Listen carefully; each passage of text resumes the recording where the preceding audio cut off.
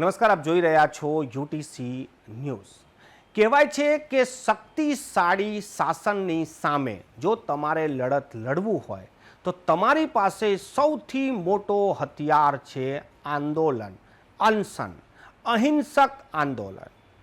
દિવાળીપુરાના જે હાઉસિંગ બોર્ડના રહેવાસીઓ છે તેમને પણ આ જ શસ્ત્રનો ઉપયોગ કર્યો।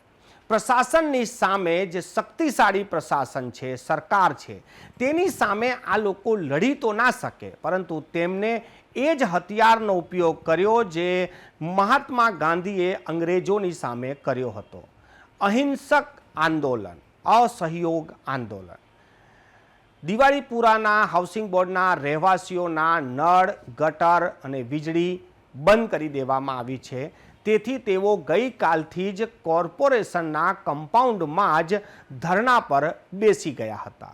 રાત થઈ તો સ્થાનિકોએ ત્યાં જ જમવાનું બનાવીને રોડ પર બેસીને જમી પણ લીધું। આખી રાત તેઓએ ત્યાં જ વિતાવી, આજનો દિવસ પણ તેઓએ ત્યાં જ જમીને દિવસ વિતાવ્યો। પરંતુ 24 કલાકમાં આ આંદોલન અને આ અહિંસક જે ધરણા હતા તેની જીત પણ થઈ ગઈ। હાલ જે સમાચાર મળી રહ્યા છે કે વડોદરા મહાનગરપાલિકાએ આ લોકો સાથે બેઠક કરી છે, બાહેધરી પત્ર લખાયા છે કે આવનારા 15 દિવસમાં આ તમામ લોકોએ જે જર્જરિત મકાનો છે તેને રિપેર કરાવી લેશે અને ત્યારબાદ તેને ચેક કરવામાં આવશે। ત્યાં સુધી આમના જે પાણી, ગટર અને લાઇટના કનેક્શનને પુનઃ જોડી દેવામાં આવશે। એટલે કહેવાય કે એક વખત ફરી મહાત્મા ગાંધીના આપેલા એ હથિયાર જે અહિંસક આંદોલન છે તે રંગ લાવ્યું છે।